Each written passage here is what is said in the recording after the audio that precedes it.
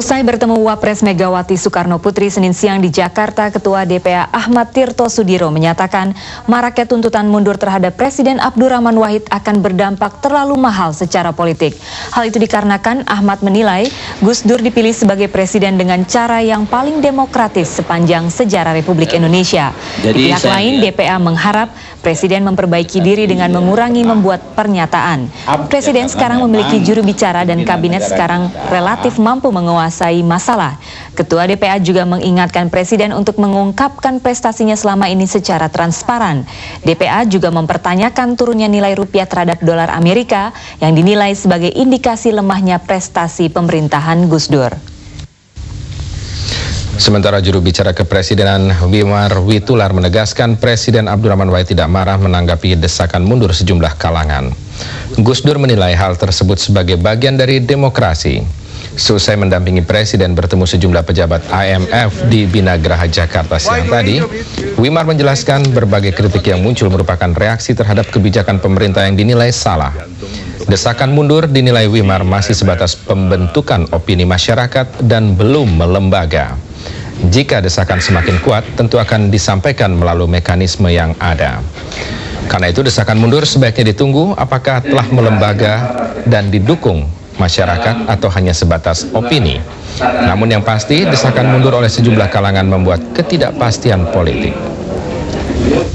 Tommy Soeharto secara resmi mengajukan peninjauan kembali atas putusan Mahkamah Agung dalam kasus korupsi Bulog Goro. Meski sudah mengajukan PK, penangguhan hukuman atas Tommy tetap berlaku.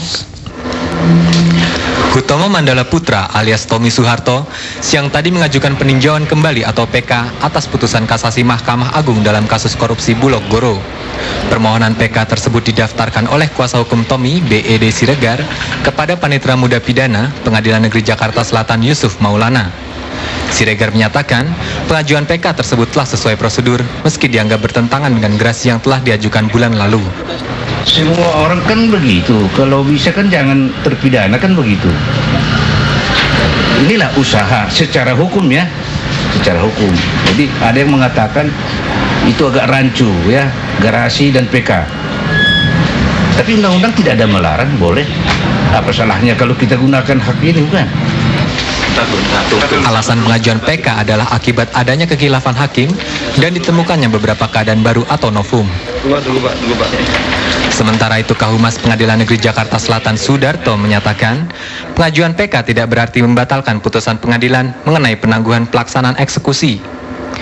Sudarto menegaskan pemeriksaan PK oleh Mahkamah Agung masih memerlukan waktu karena sebelumnya telah diajukan gerasi. Permohonan gerasi, maka penetapan ketua masalah penangguhan dijalankan.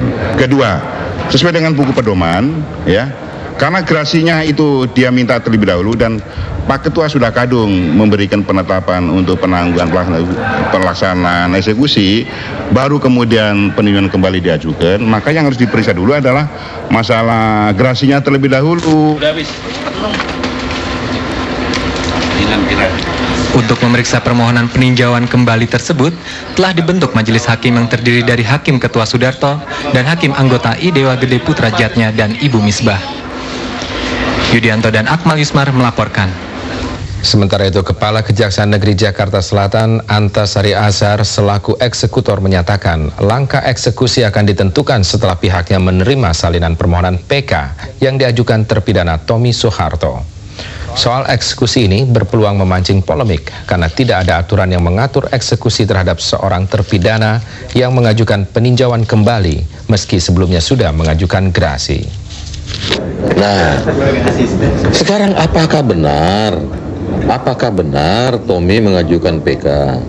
Sampai saat ini saya secara resmi, ya artinya Kejaksaan Negeri Jakarta Selatan secara resmi belum menerima pemberitahuan dari pengadilan bahwa Tommy PK. Gitu loh. Jadi bagaimana sikap saya dengan ada PK Tommy? Kita tunggu saja setelah ada pemberitahuan resmi dari pengadilan tentang PK itu.